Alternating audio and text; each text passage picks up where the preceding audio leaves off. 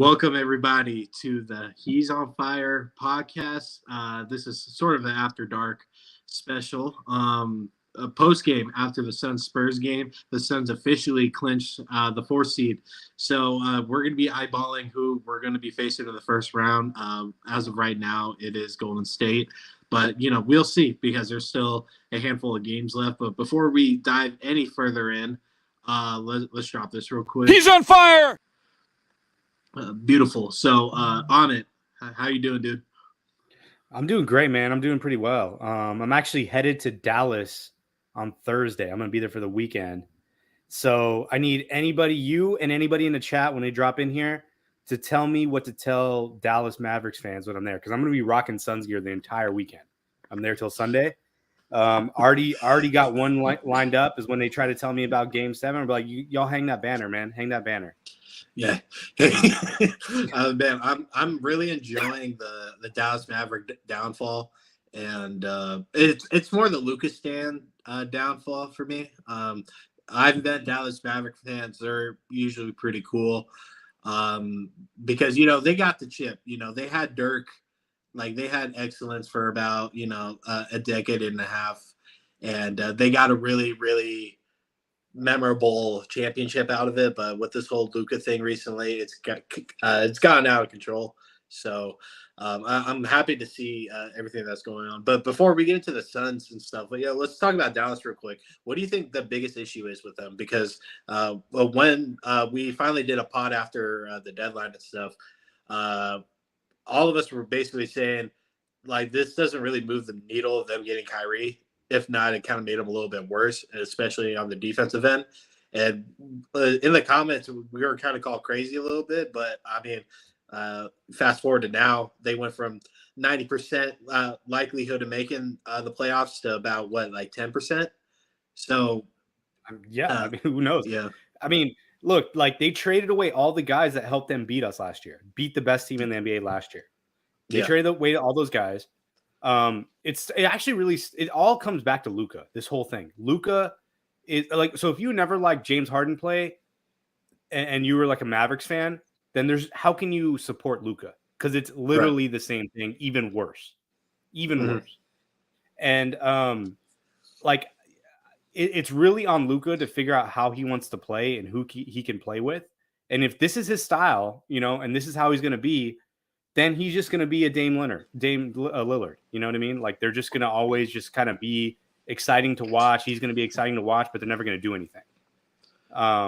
And like, that's where I'm at. Like, I'm just like, and they've traded away all their good assets. They have nothing really left. I think they have their draft pick this year. I'm not 100% sure if they have their pick this year. So They do. I think it makes sense for them to try to make the playoffs. Or not to make the playoffs, so that they can at least have that pick to get somebody that can help them. But, I mean, let me ask you this. Do you think Kyrie's going to resign? Probably not. And I wouldn't blame him, honestly. I really don't think he wanted to go to Dallas. I think his preferred was either LA or Phoenix. Yeah. Just because those are probably the only teams that would probably accept him at this point. But this is like the first time in a long time that this is not Kyrie's fault whatsoever. Like he joined a team and he did what he was supposed to do. Yeah, he was injured for a little bit. I mean, it was only like 4 games, and he delivered on the offensive end. When you're getting Kyrie, you're not expecting defense. You're hoping for a willing defender. And, when the Dallas Mavericks ride on the coattails of like Maxi Kleber is like our best defender, you're already not going into, a good conversation about how good a team can be on the defensive side of things. And I don't know if you saw the end of that Atlanta game where he basically willed them to overtime. Yeah. And I mean, that's what Kyrie can do for you, right? Yeah. But the problem is you have to support that with players that can play defense around him, And then if you have Luka, the same thing. Like, he needs players that can play defense around him. So now you're talking about you need three 3-and-D guys that can play around these guys, and then maybe one guy that can be a secondary or a third like ball handler, which is maybe like a Tim Hardaway Jr. but they don't have that. They don't have enough defensive players, and those guys play so terrible together defensively. It's one thing if one of those guys is on your team and you have about 4 other guys that can play defense, but when 2 of them are on your team and they both can't play defense, then you're screwed. Right. And then it gets to like who takes the final shot. And that's never really a strong conversation with most cases, just because, like there's usually like a guy for certain is supposed to be taking the last shot. And then the second guy, probably a better shooter. But in this case, 2 offensively gifted players, high usage rates, and you put them on the same team together and they're still trying to, sort of gel things together, trying to figure out what works best. And we saw, like, what are we at? Like a 14-game sample size. And there was multiple times where Luka just totally disregarded Kyrie. They were running plays. It was just straight iso ball, or it was like Kyrie trying to find the best, the best possible shot, looking for somebody in the corner, driving in, kicking it out. And there was a lot of opportunities for them to close. It just never happened, and luck just hasn't been on their side. But like, I'm not preying on Luka's, mental state and stuff. If he's dealing with some stuff, I'm not going to trash him for that. But I'm more going after the stands. It's not really Luka directly until we play him. So this is the perfect segue to go into the Suns, because you talk about 2 guys that are ball dominant players, or 3 guys actually on the Suns. What's up, Westwell? 3 guys that are dominant on the ball for the Suns: Chris Paul, KD, and Book. And you watch how Book and KD and Chris Paul can play together without any sort. It's like just watching 3 pickup guys that just like know how to play. Like they're just like, okay, like I know what you can do. I know what I can do. Okay, I got the double. I'm gonna pass it out. Okay, I got the shorter player. Give it to me in the post. Let me cook. Like these guys just know what they're doing. Sonia? And like, what's up, Sonia? And I just like, it's total, like you watch 2, like that's how basketball is supposed to be played. And you watch, like, that's what I'm saying. Like when you put Kyrie and Luka together, this is what you're gonna get. Like you're not gonna get this type of like fluidity that you see with Booker and KD and CP3, and then especially with somebody like Ayton, who needs the ball but is not demanding the ball, right? Mm-hmm. Yeah, like the person that you could really point fingers at when it comes to the Mavericks is Mark Cuban in the front office. They let Jalen Brunson walk. They brought in JaVale McGee, paid him starting money, never played him. I don't think they let him walk. I think he left on his own. I don't think he wanted to play with Luka. Yeah. I think he wanted to leave, but just the fact that nothing of an offer coming out was a little sus. And like they could have signed an extension like 6 months earlier, and they just didn't. So I love this Knicks team, by the way, with Brunson, and I love what they're doing over there. But really, I'm not sold, dude. I feel like they're gonna be one and I'm done. not sold, but I really like this team. I didn't think Brunson and Randall would necessarily click like that, but they've been really good together. Two ISO guys too, which is interesting, right? We're talking about like 2 that don't work, 2 guys that know how to play, and then 2 guys that are ISO that somehow it's working for them. Yeah, so I'm pretty sure we're gonna get a first round matchup of the Knicks and Cavs, which would be a slugfest. So I'm really excited. But let's just get into the Suns real quick. We are currently a 6-game win streak, starting from when we played the Sixers and we beat the Jazz, Wolves, Nuggets, Thunder, and then the Spurs tonight, and we played the Nuggets on Thursday. KD's been phenomenal. When he came back, what was it, against the Wolves? A rough game for him. Wait, no, it was the Wolves game, right? The home game when he kind of shot like shit. Was it the Wolves game? I'm trying to remember, but what was the game where he hit all those threes? Oh, that was the last game. That was the Thunder game. The Thunder game, yeah. And where he had the block, yeah.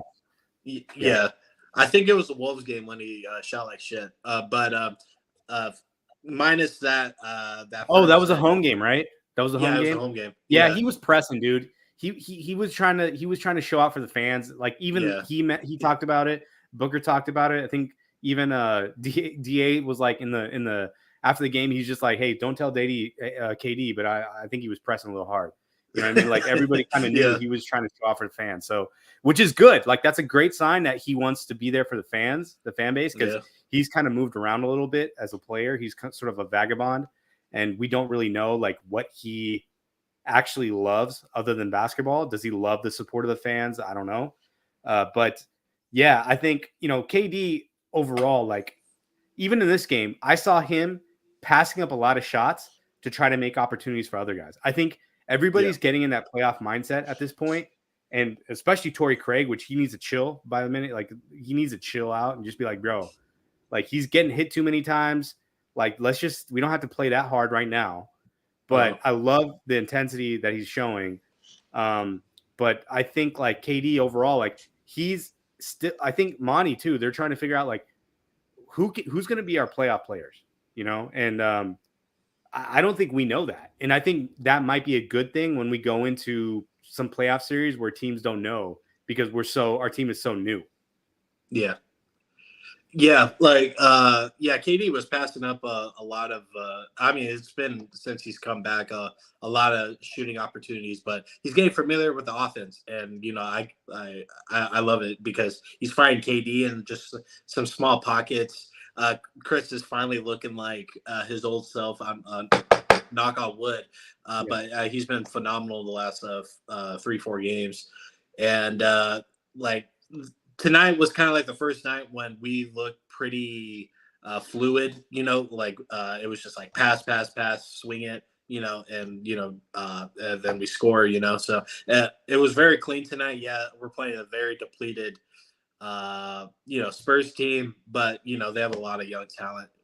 So it was like, we're getting our reps in. I'm glad, Monty's taking it seriously. And we're seeing this team gel more and more each game. And KD's been phenomenal. He's getting more and more comfortable. The shot making ability. It's weird when all of us knew what like KD was capable of, but we weren't watching him on a night to night basis. And like now we get to, and you just see everything that he does, all the little stuff, how he reads the court, how he just takes advantage of mismatches. It's insane. And like, and I some mean, of the this is what I said last time we talked. Like KD could go for 80 any game he wants. If he wanted to just put 80 points up, he could do it. But like he's constantly looking for other players. He's trying to get the team involved. He's a hooper, dude. The dude is a hooper, and he's trying to make the team better. And he knows that the ultimate goal is a championship. It's not me scoring 80 points in a game.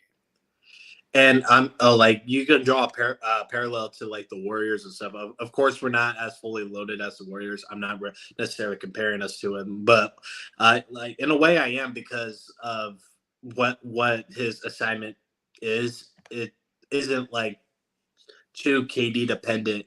Like we have the pieces around to fill those empty spaces of talent and stuff. Josh Okogie, he's more. He's backed off the offense quite a bit, but his defensive rebounding is still up there and stuff. That's one less thing we need to worry about in the starting lineup. Booker, is like he's been playing some of the best basketball of his career the last 2 months. He the looks best, not comfortable. some, the best, Yeah, the best yeah, basketball. the best. Yeah. I mean, it's not just like if you watch, and I've watched Booker play almost all his entire career, almost every game, and the amount of effort that he puts in on defense, like people won't realize what he does, but like the fact that, I mean, go back to that play against SGA where KD blocked the shot. Who was the other guy hustling down the court to get the ball? That was Booker. Yeah, Booker. The KD, two superstars in your team are the ones making the plays. And like you can watch it on other plays where he's just running out at defenders or stepping up to stop a drive. Like he's doing a lot of things that people aren't realizing. Even if the other team scores, he's making the right play. And his defensive play it's the best I've ever seen out of him, for sure, out of his career. The defensive end for sure. He's just been there, he hasn't been slagging off of rotations. He's been up in guys' jerseys and stuff. Tonight he was a little off of he was sagging off quite a bit, but like when we needed to get up tight, that's exactly what he did. So but yeah, like Book is playing some of the. He is playing the best ball of his career. Da is getting more and more comfortable with KD in the lineup. Getting used. He's getting used to having a 7-footer next to him and looking for passes from him. I mean, it's been getting better and better in each game. So that's And been helpful. I've seen Da. He's starting to get into playoff mode too, because I saw Yeah, him he just is. like Yeah, chase off the pick and roll, and he didn't block a ton of shots, but he changed a bunch of shots. And then yeah, there was one play, I think it was in the third quarter, where he got the ball in the post, he missed it, he got the offensive rebound. Usually he was triple teamed. He usually passes that out to like a shooter. He tried to go up with it, he missed it, he got another offensive rebound, then he kicked it out to a shooter. And I'm like, okay, that's what I need from Da. I need him I to know the just exact be play like, you're when I get the talking ball in about. the Yeah, post, I'm going up. What'd you say? yeah.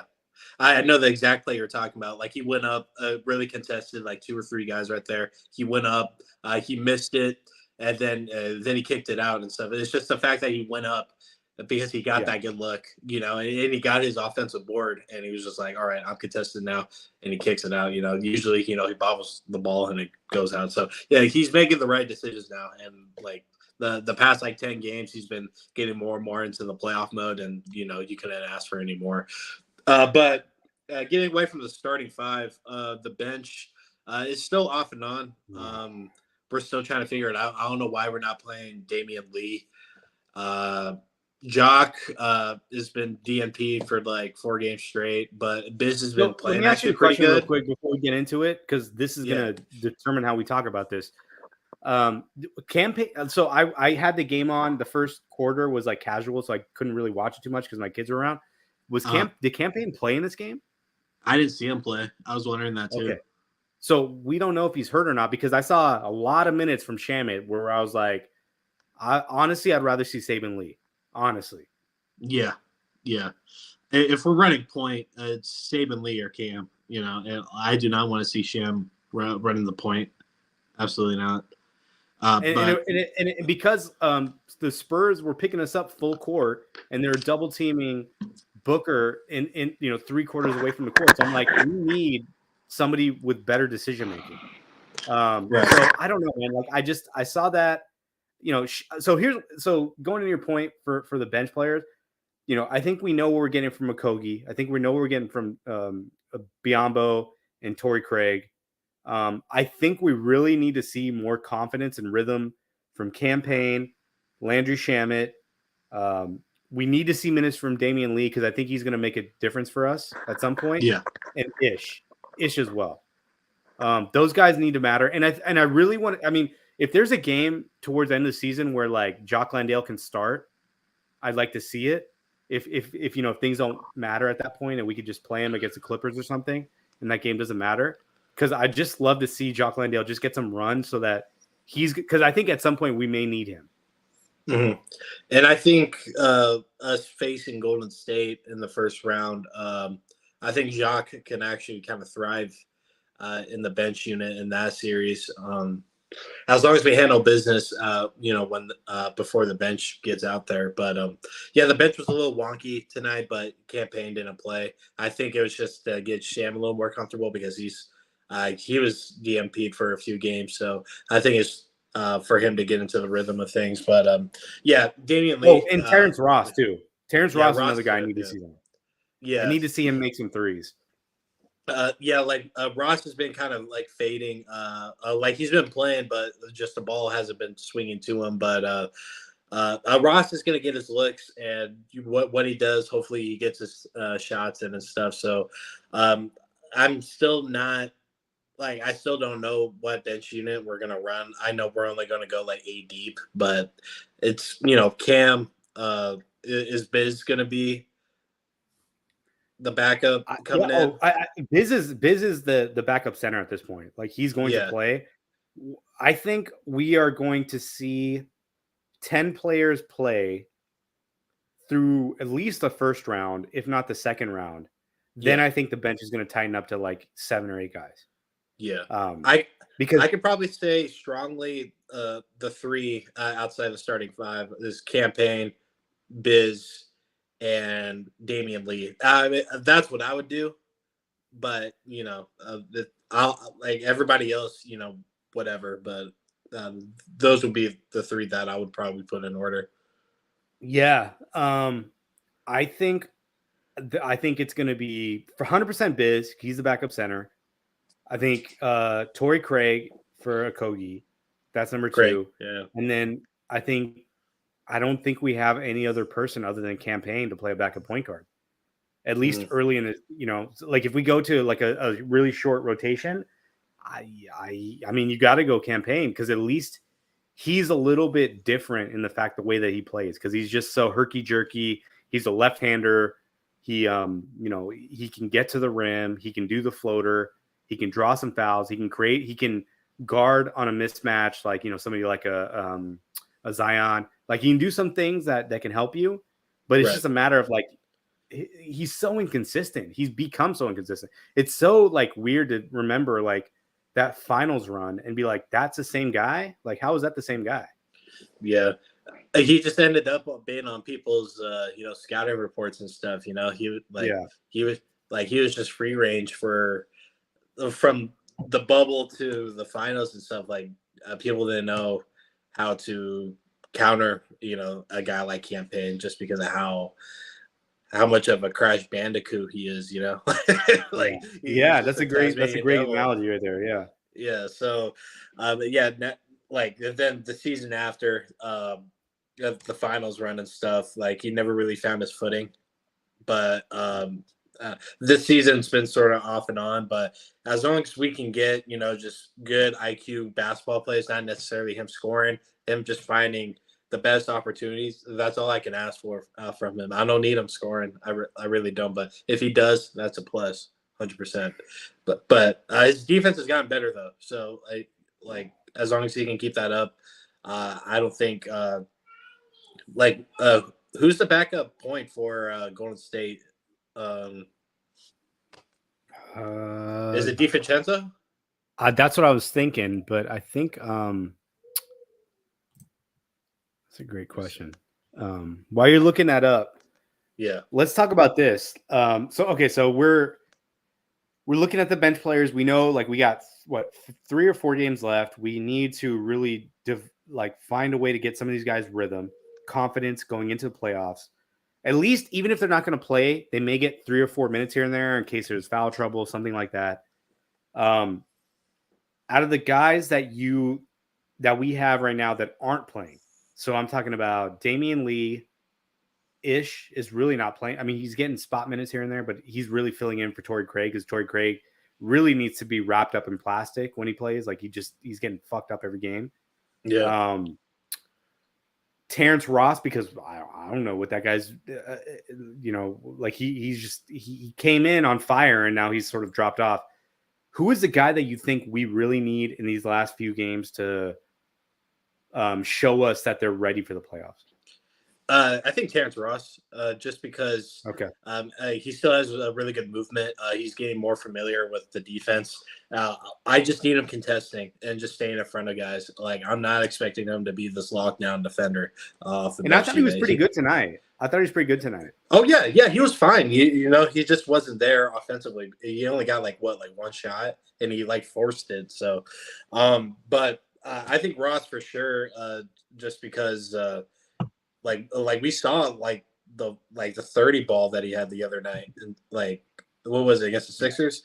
So he has that in the bag and stuff, and if we can have that in the bench unit, I'm not saying that's our Bobby Portis or something, but I mean just impact wise, that can be huge for us down the stretch. And if we want to have a death lineup, have just KD, Book, Ross, DA, and who would we put at point, or just another shooter or something that can play? It has to be Booker, right? Are you gonna take? Chris Paul. Maybe throw Damian Lee or something. Depending if you want to get more defensive and have a 3-point push. Yeah. So if you want to do a death lineup like that, that would be pretty scary. But I think. Yeah, to answer your question, Terrence Ross for me. I think Damian Lee is going to get his minutes, but I hope Ross gets his as well. Well, that's where I'm concerned because I don't think Damian Lee is getting his minutes. He only showed up in garbage time in this game, and like that's a guy from the beginning of the season. I'm like the three most important guys I'm seeing, and this is before the trade for KD. I'm like Torrey Craig because we don't have Jay Crowder, Damian Lee, and Josh Okogie because all those guys are 3-and-D players that have some ability to show some playmaking ability on their own, or at least scoring on their own, and they don't need the ball and they play really good defense. So I'm just like really concerned that Damian Lee has not seen the court in a while. And I think we are going to need him because do you remember like the beginning of the season, he was like leading the NBA in like fourth quarter 3-point shooting. He was like our best player for like 10 games. He was like our closer in the fourth quarter, even though we couldn't close games. So yeah, I mean, like that's a guy that I'm looking at. I'm like, I need to see him go back to that guy. Yeah. And he's always been pretty good in the playoffs when it just came to defense for Golden State and stuff. And he would hit like that three. You're like, oh man, another one and stuff. Like, yeah, like he's a drive killer for like opposing teams. So I think he'll thrive in the playoffs, and going against Golden State, I think that would give him a little edge too. And the games that we played against Golden State this year, Damian Lee was actually pretty good in this. So but. Let's just push forward. Let's talk about like I'm pretty sure it's going to be Golden State. The first round, Phoenix Suns versus Golden State. Of course, the storylines there. KD hasn't played in Santa Monica since he's been since he left. So of course, you know that storyline is there, and we have a little beef with Golden State just throughout the last 2 seasons.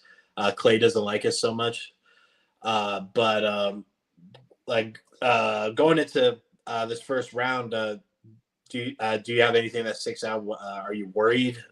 No, I mean, I'm not really worried. I'm just, obviously there's a little bit of anxiety when we have to play the 3 teams, and honestly, this would be the best.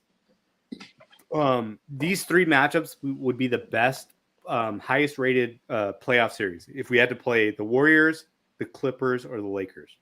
I think those are the highest ones. Across the league, no one is going to get a better matchup than that in the first round. Because even like Cleveland, New York is like, like whatever, like who cares? Yeah. Because they're going to get spanked by Milwaukee anyways. So, but the fact that like any of those teams could win, like whether it's the Suns, the Clippers, the Lakers, or the Warriors, there's a lot of thinking that any of those teams can beat the Nuggets in the second round, right? Mm-hmm. So it might be whoever wins this round is the team that's going to potentially get to the Western Conference Finals. And so, in my opinion, like, who do I want to see? I mean, honestly, I'd want to see the Clippers because Paul George is hurt. Yeah. I think that gives us an advantage. And then Kawhi Leonard is like, who knows what that guy is going on with that guy. And then especially like if Westbrook is on the court, like honestly, like I'll take that any day. Like another storyline for us. Lakers, they're a top 5 defense. They're the best defense in the Western Conference. But we haven't really fully seen the whole offense from the Suns yet, like with KD, like, and especially like we haven't seen it where like, okay, just give, we've seen it in spurts where like, okay, just give KD the ball and he's just going to cook. But like, if we just need to get points and our defense is solid, because again, we are a top 10 defense for the entire season. And now even better with KD from the fact that now, we're 7th with another 7-footer on the court. So I just think that I get worried with the Lakers because of their foul differential that they have. That's going to impact, like, DA is going to get fouled out or KD gets in foul trouble. Something's going to happen there.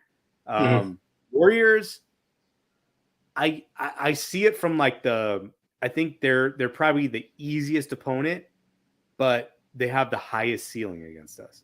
Meaning, You can see Clay dropping a 40 game. I don't want to see a game where like Draymond Green gets involved with some shenanigans and it forces us to get players suspended or something. Like there's just a lot of like X factor with those guys. You know what I mean? Yeah. So I would just honestly, I just want to play the Clippers and let's just move to the second round. No, I agree. Yeah, if I had a preference, it would definitely be the Clippers, just because of Paul George being out. Yeah, now they have Bones Highland. He still hasn't found footing with the team. Terrence Mann, like we know what he brings, and then load management when it comes to Kawhi doesn't necessarily help you. It just like kind of prolongs, the inevitable. So you might get gassed early. I really don't know, but the Clips were looking pretty good until Paul George went down. So yeah, if I have the choice, it would be the Clippers 100%.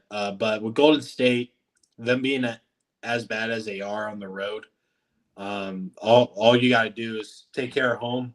Win those two games, split at Golden State, and then just win it back at home, and you're like, yeah, you're in for business. So yeah, I know it's easy to say that because of their record, but because we're going to like this, like we're playing 7 games against them. yeah, It just yeah, gets scary because like there's a game where I can just see it. And I said this, dude, I said this in game 7 when we did the pod before game 7 against the Mavericks. I said, what if like they just go crazy from 3? yeah. And like Evan was like, yeah, that could happen. And I remember you were like, that's my concern, dude. Like, what if Yeah. they just something goes off wild, they win one game, and then we can't beat them on their home court? Yeah, that's like one thing that I'm worried about with going against Golden State. It's it's tough because okay, so with Draymond, Clay, and Steph all on the floor, they have not lost a series, and that's going back to 2014. So, no one's kicked them yet. I know you're probably thinking of Toronto, but 2 of them were injured, so it wasn't like a full series of them. So, um, Father Time is going to come eventually. Steph is still looking really good. Clay is very off and on. I don't think Wiggins is going to be in game shape yet, or like they're just in NBA basketball mode to start in the playoffs. So I mean, we'll see. I think we're more than capable of taking Golden State. Cutting the head off the stake early would be nice, a nice little booster for us. But yeah, obviously my preference would be um, the Clippers. But like trying to outscore Golden State isn't the best option. Our defense has been sus kind of all year, but as long as our starting 5 stays healthy and we take care of the bench unit and stuff, we lock down and stay poised during those minutes. I don't see us having necessarily a problem. Maybe 6 games. But I'm gonna hold my breath. I'm not gonna talk shit about Golden State, but so let's a bunch of things have happened since the last time we talked. The ending of March Madness happened. Shout out to UConn for the men's division and LSU women's for winning. Their March Madness. A bunch of controversy happened around. Was it Angel Reese and Caitlin Clark? If you don't know, you don't know. But Amit, like, what were your thoughts about the whole taunting thing? Because yeah, it's funny because like college basketball never really had taunting. I think it's happened in the last maybe like few years, especially with the women's game. The women's game, these girls are savages. They're just like talking shit all the time. Paige Brookers, I don't know if she talks shit, but I know there's a lot of hype around her. Caitlin Clark, like she's doing a bunch of things. Angel Reese is doing a bunch of things. Like it's part of the game, And the thing is, if you talk shit, because like the same thing. So here's the crazy thing about college basketball for women's. You have to play 3 years in college before you can go to WNBA. So Angel Reese and Caitlin Clark are going to play again another season. So there's a whole nother opportunity where Caitlin Clark can do the same thing to Angel Reese and be like, "Yo, can't see me." You know what I mean? Like, it's just gonna be the same. Like, so this is why when I play basketball, I never talk shit because I never wanted to come back around. Like, I'm just gonna hoop, keep it quiet, like Larry Fitzgerald, give the ball to the ref, and move on. Like, that's just the easiest way to do it. People be like, "Man, that guy's a goat. He does that shit. Whatever. He knows how. He's done it before. He knows what to do." In this case, I mean, to me, it's just drama. It's drama. I love it. I like to see this. The one thing that I will say though is that what happened is that, so if you guys remember, Caitlin Clark talked shit to South Carolina, and then they played LSU in the finals. Angel Reese talked shit back the same way that she had done to her, which was like, "You can't see me, John Cena" thing. But Angel Reese has been doing it the whole season. She's been too small. She's been doing that thing to players. Like, she talks a lot of shit. That's who she is, right? So it hasn't caught up to her yet. It probably will at some point, especially once it gets to WNBA. It'll catch up. Maybe Brittany Griner is the one that'll be the one that puts it on her.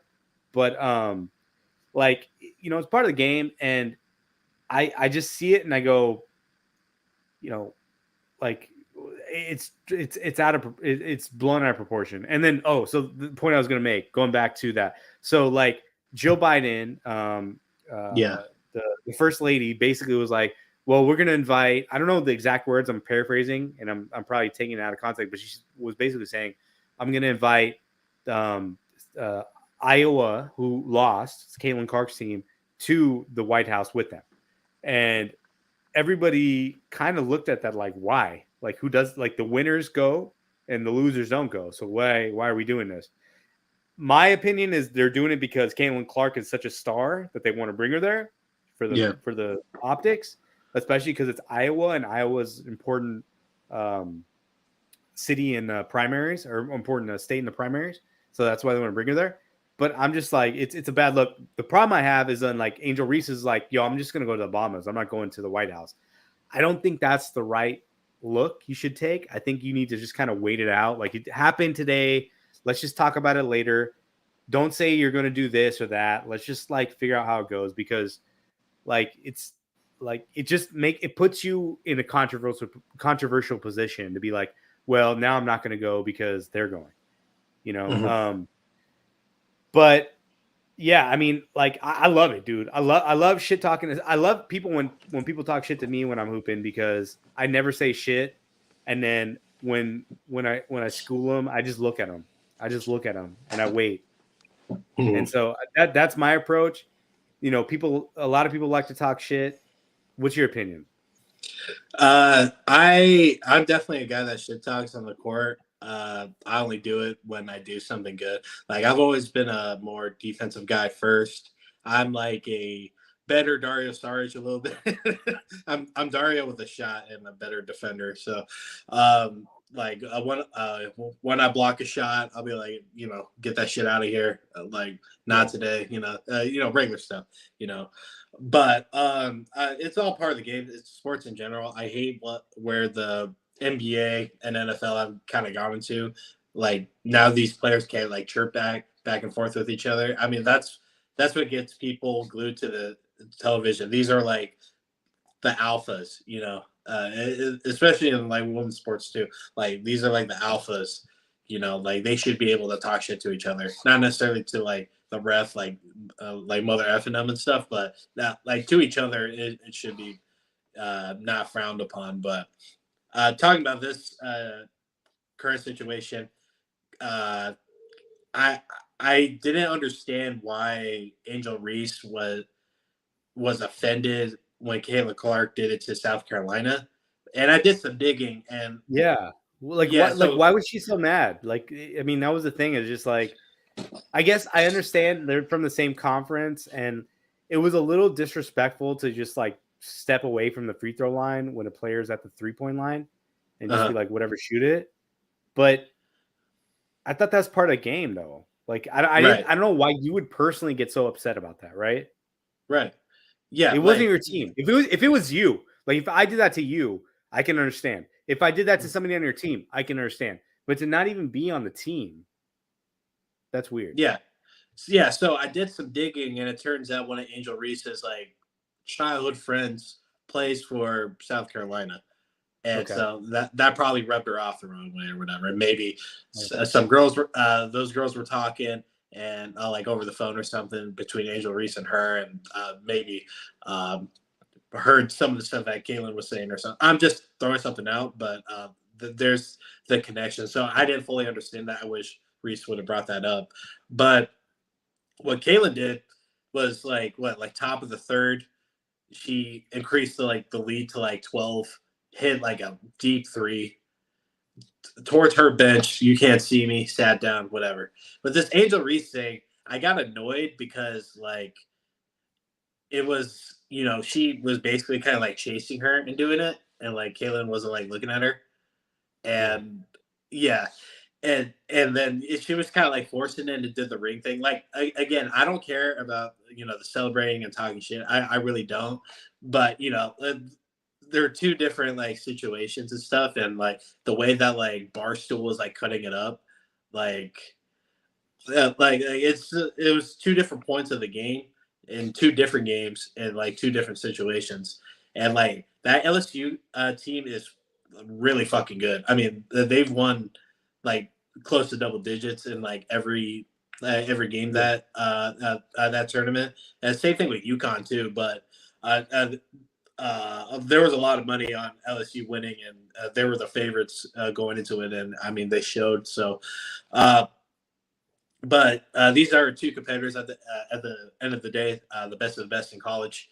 Caitlin Clark, we've known her name for a little bit now, and she put on a stellar performance throughout the whole tournament and stuff. So of course her name was in the news, and Angel Reese doing what she was doing. Of course, everyone had an opinion about it, but I'm all for the competitive nature. I don't think. Definitely there was some racial tone with some of the people getting really offended at when what Angel Reese was saying. I really don't give a fuck. It was just more of like uh, where was that the whole game, because I watched the game. Reese wasn't doing it, so it was just Well, like I mean, and this is the thing. Like, all of a sudden, people become experts on like women's basketball. Like, right, if you yeah, go back and watch Angel Reese, like she was this cocky from the beginning. That's who yeah, she is. She's like a Draymond Green type of dude. You know what I mean? Like she's just like telling you, like, yo, man, I'm in your face with it all the time. Ring, you're too small. Like all the whole she's been doing that the whole season, her entire career, probably from when she was a little kid. So yeah. like to go here and be like, oh, she's classless, she's ghetto, whatever. Like, dude, That's you crazy. guys have Yeah, it's so out of context what you're saying. yeah, yeah. That's a crazy take. Yeah, And it's and just and I'm not saying that I'm like an expert on women's basketball. I just kind of went back we're and did a definitely little bit not. of like digging on it. Yeah. That's all. Yeah, Yeah. yeah. You don't have to do too much digging into Angel Reese to find like she is one to talk shit. She lets you know, and Yeah. yeah, that's totally fine. She put up fucking 15 points, and she had what like 10 boards or something. I mean, like Yeah. that She those had are a some baller double stats. double every game of the tournament. She was the most outstanding player, and Mm. that's somebody I would. I tell my daughter to look like if you're gonna hoop, like that's what I want you to be right there. Yeah, That girl. yeah, yeah. And like if I was to go to LA Fitness or something to ball, and I knew her, I'm definitely having her on my team, dude. No question. Oh, are you kidding me? Well, first of all, she's Yeah. like 6'7", so yeah, you were definitely having your team. Yeah, yeah, God, yeah, she's huge, but it's not as deep as what people are making it. It's two competitors, and I really liked what Clark had to say. Like she didn't really care, basically what we're saying now. And then with Reese too, she's a competitor. She's gonna be in your grill and stuff. She's a lot more classy Pat Bev. As long as you don't steep down to Pat Bev level, you're gonna be all right. So.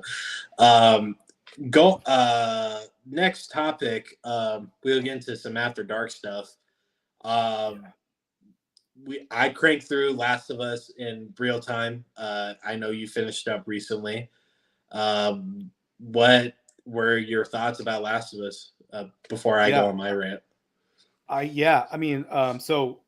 know it's a little late because we're talking about it after it ended a few weeks ago, but it was a really freaking awesome show. I played the game back in 2013. I got it. I rented it through like Redbox or whatever back then, and because of the hype, I never finished the game. I'm not one of those guys that likes the one of those games where you have to try to like find things, and it's not just like the combat part of the game. So I didn't finish the game, but I know the story. I know the story of part two. The show was absolutely amazing. Um, I wish that Pedro Pascal could show his face more on The Mandalorian because he's such a good actor, and Yeah. he just has to be behind a mask the entire freaking show for Mandalorian. But it's the same kind of thing, right? Like you have the wolf and cub scenario where it's this lone wolf who finds a cub and brings them in and becomes family. With the same thing with Mandalorian, but um, I thought everything that this show did was absolutely perfect with what the game was for the first game. In fact, the lines were the similar. What I liked was they expanded the universe into Fedra and showing us a little bit more of what Fedra is doing and how that impacts them. I think the relationship between Ellie and her best friend, like I love that we didn't get to see the whole thing, and maybe we'll see part of it later as we go into season two. But knowing what happens in season two or in part two of the game, I should say, and how that impacts season two of the show, I'm a little concerned because there was a lot of, just people were not happy with that. And I don't want to give spoilers because if people haven't played the game, they're not going to know what I'm talking about. But yeah, I didn't like it. I personally did not like the direction of the second part. Yeah, to piggyback off of what you said, I thought the show was phenomenal. My girl was watching it with me, and she loved it. And she was basically going through the same emotions that I did at 13 years old when the game dropped. I rented it from Redbox and stuff, and I played it. And the trials and tribulations of what that game puts you through is, some of the best, story writing in a video game ever. Yeah, it's definitely up there. I can't think of another one, but it just brought me back to when I was, in the seventh, eighth grade, playing that game for the first time, and it was basically, spot on and stuff. And I haven't played the game in a couple years, and I started playing it in real time, going with the show, and it just brought back a lot for me, and I'm so happy that HBO didn't fuck around with this show because I was definitely worried, but with the casting of Bella Ramsey and Pedro, I had a lot of faith going into it. So, and then that they got the director from Chernobyl, and Chernobyl was a great series, Yeah. a little mini series too. So, I was more than confident that the show was gonna be at least decent, and it was way more than that. It was great. So, um, from like episode three, like the Bill of Frank episode, in the game that Frank or Bill apply that there was some relationship there, and then it gets kind of thrown away. I love how they brought it up. The story of them too. I love I Nick Offerman is amazing. I've loved him forever, from Parks and Rec to whatever else he's been in. He's been in so many things I can't pinpoint it, but more specifically Parks and Rec. And just to give him a full episode and cut out all that filler within that, the mission and stuff, and get into the car, getting the car battery and stuff. And it just made it simple, and basically putting a DIY, car battery at the end and stuff was pretty funny. But it's just shit like that, when you just let writers go, they just put together shit like that. Then the Henry and Sam thing too. When you dive into that episode, my girl was like, man, I love Sam and Henry. I love these two. They're gonna ride it out and stuff. And I knew what was coming, and it hurt even the fifth time watching it. And Yeah. yeah, so just start to finish, the show was great, and line per line, episode per episode, I was not left with wanting less. I just always wanted more, and the 9 episode season was perfect, and they touched on everything that they needed to, and they cut out whatever else. And I love the addition of them adding the voice actors and just like these like little small roles and stuff. And then what was your favorite episode? That's a good question. I really, it's tough to say. So I really did like the scene where Ellie kills the guy, David. the cult leader dude. I Yeah. really like that episode. That probably was my favorite episode. That probably might have been the best one for me. I'm actually surprised you said that, because that's mine.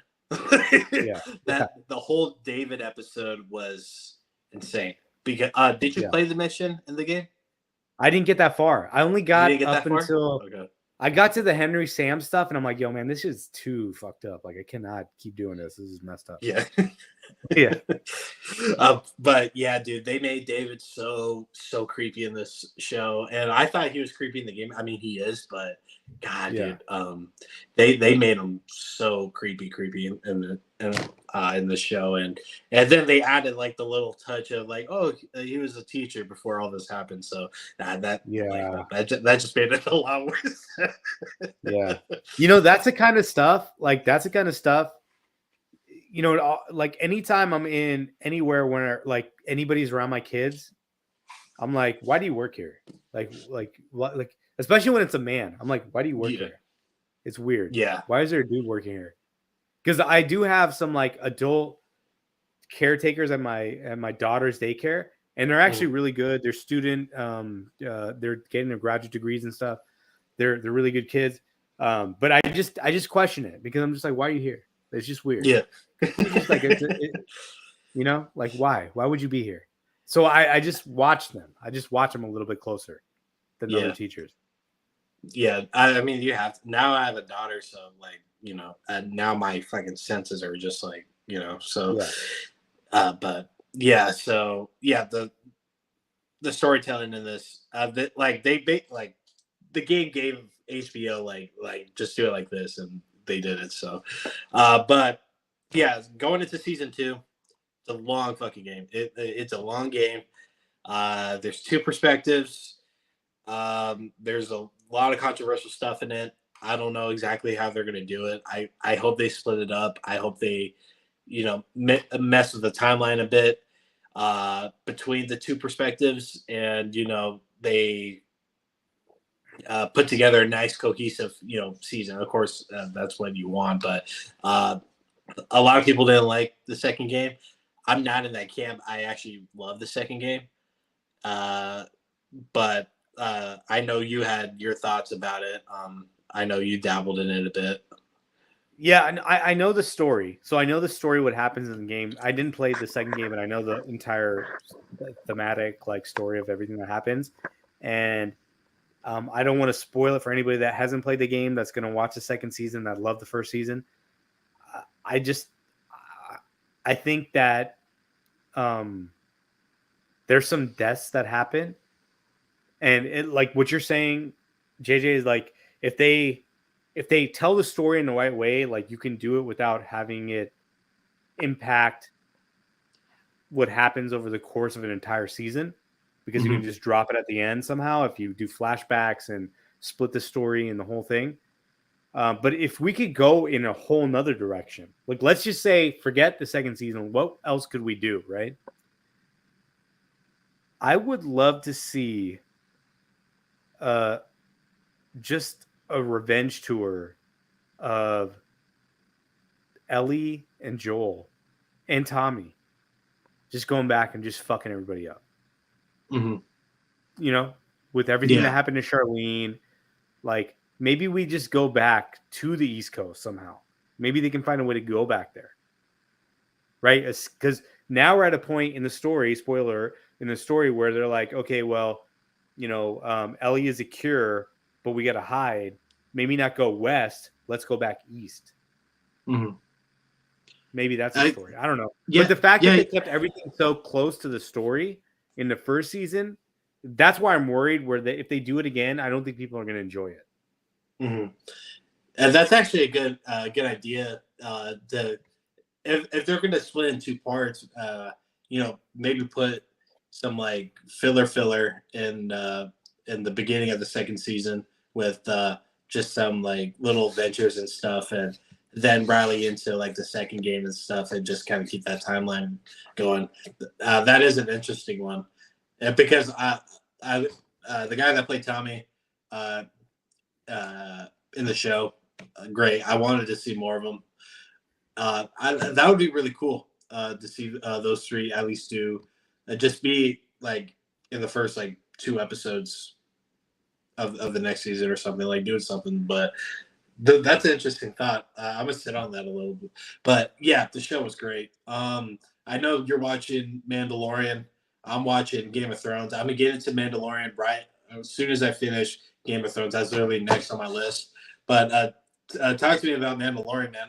I know season three is on. It's going on right now. I don't know how many Yeah, I episodes are mean, left. Though. like, look, dude, I won't spoil it for anybody that's watching it that hasn't seen it, especially you. But I'll just say this, dude. These Mandalorians are fucking idiots, man. They're clowns. These guys are clowns. When you watch it, because so the show is called The Mandalorian, and it's supposed to be based.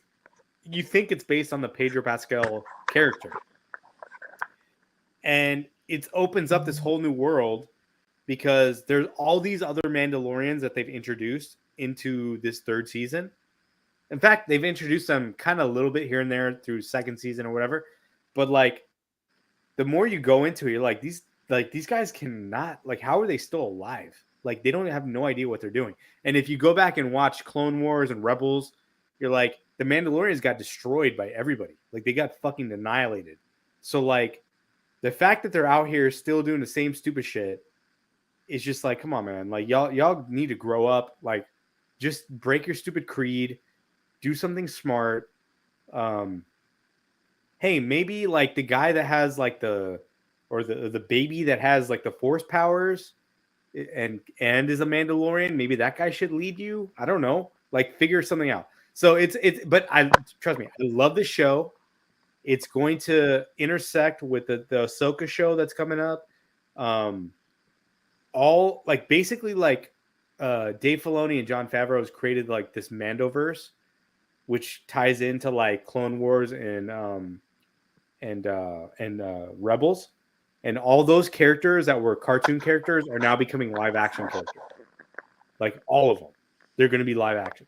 So this is really cool. I just feel like it's going to be like Avengers Endgame, where it like when it ends, like that's it. Like you can't keep going beyond that. And I feel like we're maybe like we're one. I think there's going to be one more Mandalorian season. There's an Ahsoka Tano season that's coming out this year.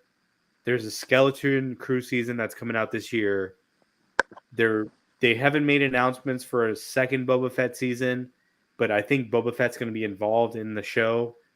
But dude, if you're a Star Wars fan, you're going to love it. If you haven't seen it, I'm sure if you watch it, you probably like it. It's just there's a lot of like things where like, man, when I watch Andor, like shit was really fucking clean. Like the storytelling, the character development. Here you're just like, man, it's all over the place. It's all over the place. But it's still good. It's not bad. It's better than Rise of Skywalker, but it's not as good as Andor or like Rogue One or something like that. Okay. Yeah, Mandalorian's right. It's next on my list. I'm cranking through Game of Thrones right now. Me and my girl started it about a couple weeks ago, and we've just been hitting it hard since. I put it off for so long because just I don't like watching stuff when everyone's hyping it up, and like I hate the week to week thing. And I'm all like, this sounds like a story that's going to go multiple seasons, and I'm just going to wait till it ends. And so that's what happened. And then House of Dragon came out, and I put it off a little longer. And they're like, "Well, House of Dragon's like before all of it." I was like, "Oh, okay." So then I started Game of Thrones, and the show's phenomenal. And then Pedro Pascal, he makes an appearance in there as Oberyn. He was really fun to watch. And then kind of crazy, a season later, half a season later, Bella Ramsey makes an appearance too, which, they go that far back. They go back to like 2012, 2013, so that's cool, full circle and stuff. But the show's great. Game of Thrones is so good. When he first started, it's a lot to take in. There's a lot of names, there's a lot of families. You're trying to figure out what congregation each family is repping. And once you get through, the thick of it with that, maybe about 4 episodes in, you start to understand how this whole operation is ran, and then it's kind of smooth sailing from there. I'm in season 7 right now. I'm in the top of season 7. There's one more season after this, and then I'll be getting into House of Dragon. But before I get into House of Dragon, I'm going to be watching Mandalorian. But yeah, that's what I've been cranking through. Game of Thrones, highly What are recommend. your thoughts on Game of Thrones at this point? So you've seen all of it, right? I've seen everything. I've read some of the books as well. Okay, so I just the episode that I just left off of was when the Khaleesi pulled up with the dragon and kind of just like basically destroyed all of Jaime's fleet. Yeah. And then the dragon got hit with the fucking that giant arrow and stuff. Like what's the so that's the episode I ended up like when I last watched it last night. And to this point, I think it's brilliant. I think Cersei, I have no idea, is gonna like die. I don't see her reign lasting any longer. The Tommen death was very sad and kind of threw me off. How he went out. I don't know if to root for Jaime or not. I think his heart is in the right place, but there's a lot of bad around him, and I don't know if he's going to break that mold. I love where Tywin is at with Khaleesi. Him established over there. Jorah's back. Like the whole Bolton timeline was crazy with Theon and stuff. Like I was like, where's this going? And then like when it got to like the torture stuff and just how crazy fucking Ramsey was that actor just put like instilled fear in me. But yeah, that whole Bolton storyline is great. But by far my favorite character is Jon Snow. He's just a badass, and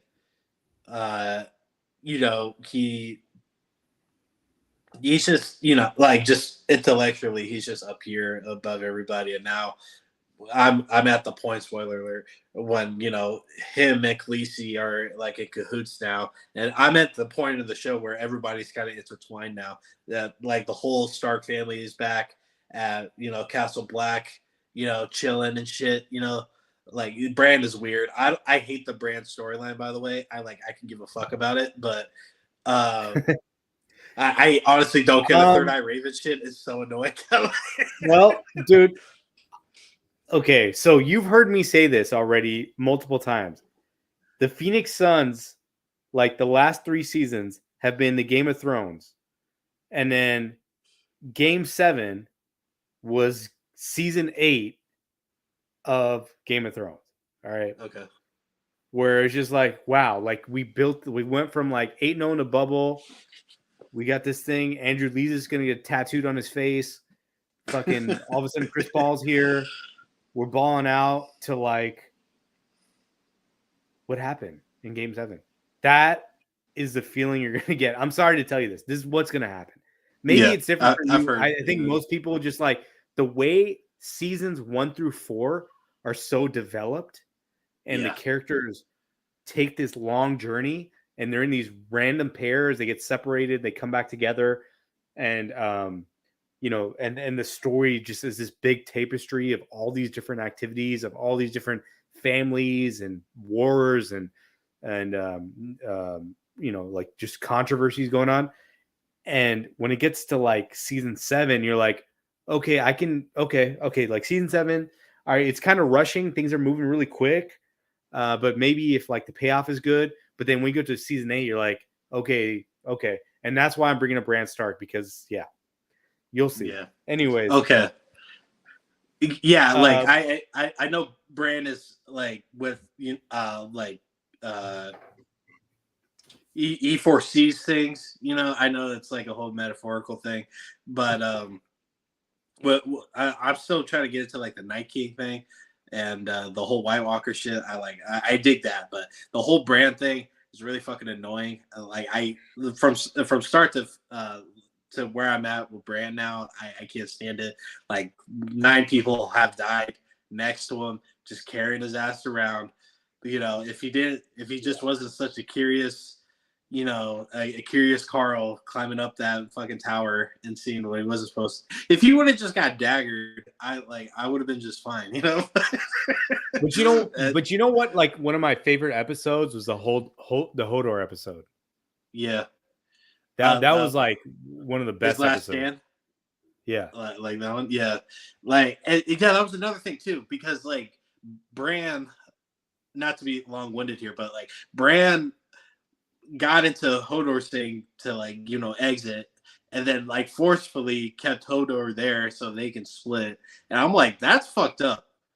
But that's what I love about the whole story, is that it just like he destroyed this guy to save himself, but he matters so much in the story that it's like, it's kind of like Andor, where like Andor, all the characters from Rogue One die so that we can get Luke Skywalker and Leia and Han and all these other people. Like they had to die for this to happen.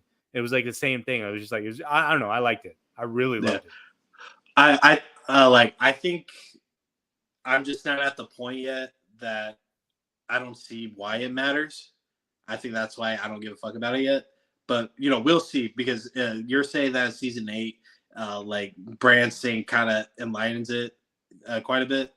So we'll see. I'm still pushing through season 7. If they can expand upon the Bran's whole thing, that would be very much appreciated, because to this point I don't give a fuck about him. Like I felt more sorry for the youngest Stark son, the one that Bolton killed, Rickon. Yeah, Rickon. I felt more of him than I have with Bran, and he's been in like 2 episodes. You know what Rickon can do though? Rickon, when you run, bro, just run like this. I know. That's what I said. I'm like, why isn't he zigzagging? Bro, dude, Bolton was crazy. Dude, Bolton was wild. But so that's where I'm at. The show's great. Great storytelling. For the time of, I know Transformers came out in 2008, and like the Transformers look phenomenal and stuff. So it's not like that old, but like in 2013, you're not expecting like top tier CGI and stuff, but the dragons look phenomenal in this, and the giants as well. What was the episode when John confronts the Hardhome? That episode where he confronts the Night King and he rises up all the dead, dude. That's a top 5 episode for sure. And there was no score, it was just quiet, and like and all the dead rose, even their fallen comrades rose, and they're only about like maybe 20 feet off the shore and stuff, and they're just like watching. And that was heavy, because that was like a good like minute of them just rising, panning and stuff. this Night King White Walker thing is going to be interesting, and I'm guessing in season 7 it gets pretty crazy with them, right? I mean, there's a lot of. I mean, just watch it. Just watch it. You'll Yeah, see. Like if you binged it, so you've seen it back to back, so you'll understand like how the story paces, how the characters develop, and then all of a sudden, season 7 and season 8, it's not the same pacing and storytelling, yeah, and it's pretty obvious, you know. And that was the major disappointment for anybody that read the books. And I only read a few books. I didn't read all of them, but I read enough to be like, okay, because there's a lot of stuff that happens in the books that they don't show in the television show. yeah. There's a whole separate story where Caitlin Stark becomes this like basically like Jon Snow, where she's just like a dead, like she's like dead, like she's like a Mhm. survived like dead person. I forget what they call them. But like there's a whole storyline for that character that goes on for like a few books, and you know, I think the show really describes the books well. I read the Lord of the Rings books, and I think the books are still better than the show, even though the Peter Jackson version of the show is fantastic, probably as close as you can get. But like when you read it and as a kid, and you're like, oh my god, and your like imagination just starts, you know, developing. You're just like, this is insane. And I remember watching like the Peter Jackson movies, going like, this is exactly how I imagined it. But there's like things that they cut out of the book that you're like, I wish they would have kept that in the book. Right. The opposite for this, where I'm like, for Lord of the Rings, I'm like, I'm glad they cut that stuff out of the book because it was just too much. Yeah, I think the oh shit moment for me with this show was the Red Wedding. And before even Yeah. like watching the show, I knew the name of this sort of episode and stuff. So like I've always heard like, oh, the Red Wedding episode. And like so watching it, I'm not gonna like spoil it like that, but yeah, like me and my girl looked at each other, we're like, what the fuck?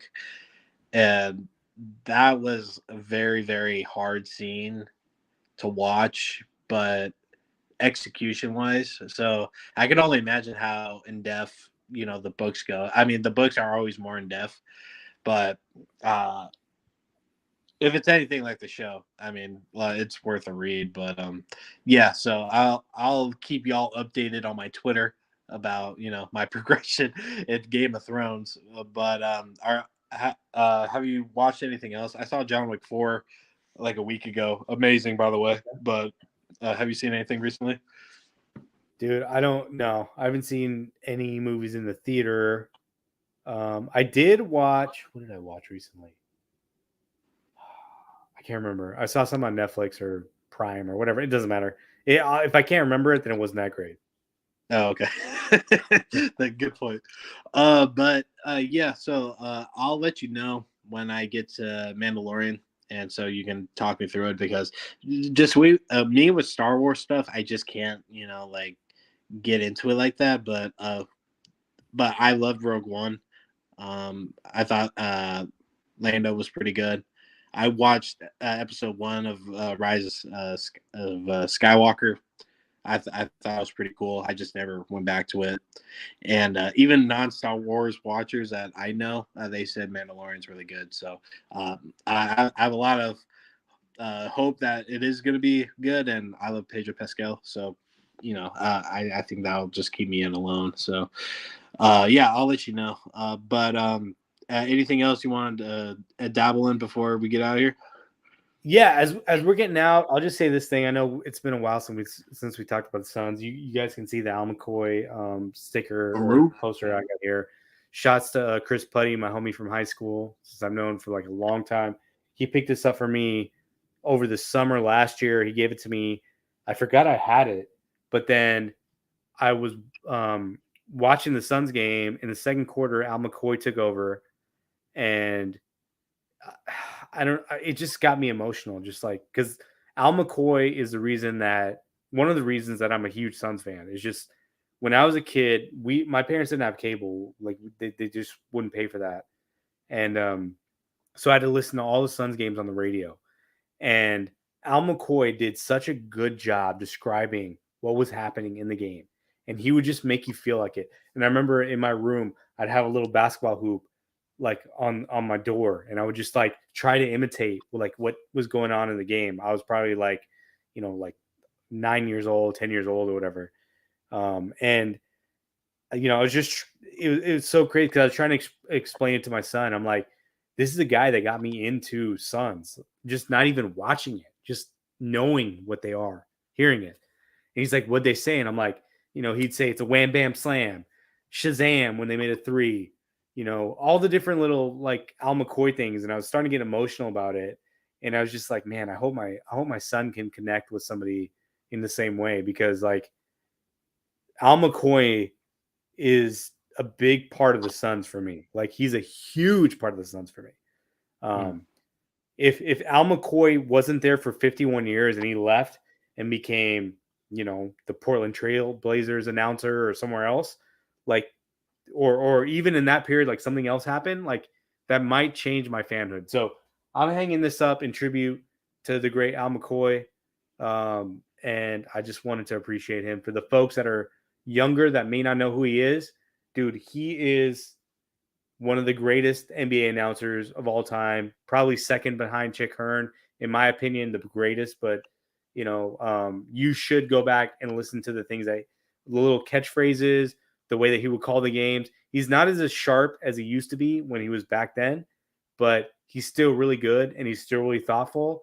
And even at like 80 plus, like you should know who he is. Yeah. Yeah. He joined in the second quarter tonight, and he didn't miss a beat, man. Like he is so on top of it. He's always been. He's been eyes on the prize for 51 years, which is insane to keep a job that long. But he did what he loved, and he was a big part of my childhood. And seven, it's him and Mike Breen for me. And I watched the Old Man and the Three podcast, and they had JJ had Mike Breen on, and he was talking about like the life of like being a NBA announcer or just a sports announcer in general, and I know for a fact Al McCoy had basically the same background going into it, probably thought it was a little nerdy, whatever, and then just found a niche pocket for him, and he just took the ball and ran with it, and like his voice is ingrained in my head ever since I was younger. He's covered some of the best and worst times in Phoenix Suns history, and Yeah. he delivered every night, and he's seen some of the best players in NBA history, you know, wear a Phoenix Suns uniform, and he got to cover them and stuff, and it's just crazy like how long he's been doing it, and he could probably still go another 5 seasons if he wanted to, but it's time for him to hang it up, and no one's gonna stop him because he's earned that. So Al McCoy, forever legend, Suns legend. If he had a number, it'll for sure be retired. They'll probably construct like a space in like in the stadium, keep it empty, Al McCoy's area where he would sit, and that'll just remain empty, just in honor of him. But yeah, like everything you said is on par with me. Like I'm younger than you. I'm coming up on 23 years old, and he's left an impact on me and stuff. And the few years I lost traction with Sons of Ball because I was just getting mad. Like I still checked up on highlights and stuff, and it was always Al McCoy's voice, and he always made us getting blown out by like 30, like Yeah. at least digestible. Yeah. I mean, he just like if he's calling the game, like you just want to hear him call the game, like even if they're getting killed. It's an art, man. It's something that you forget, but then like Mike Breen like has some of the most classic one-liners for any game, big play moments. Allen in the corner, blocked by James, Kyrie step back, uh, Curry downtown. like the double bangs, like that. You just remember that stuff. I can probably recite most of his uh, greatest like callbacks and all. So yeah, everything that you said, Al McCoy, forever a legend for the Phoenix Suns, and you cannot be a Phoenix Suns fan and just yeah, you can't be a Phoenix Suns fan if you don't know Al McCoy and the impact that he's had on this team. But with that being said, I think we're gonna wrap it up here. We're gonna keep it a little shorter tonight. Thank you for everyone that joined. I know the Suns Jam session was on. We tried competing with them, friendly wise, but they have a good following. Check them out. You can always check us out in the morning. When you're on your way to work. Amit, did you have any closing thoughts before we get out of here? No, I mean, just like and subscribe. Check out NBA or Suns Jam Session. Check them out. Check us out. Check out Flex. I want to get Flex on here again because I want to talk about UConn basketball with him, and Big East basketball more importantly, because I have a theory that Big East basketball is really the top tier version of basketball in this country. Mm-hmm. I'll just say this: UConn won 5 championships in the last 24 years, right? More than anybody else.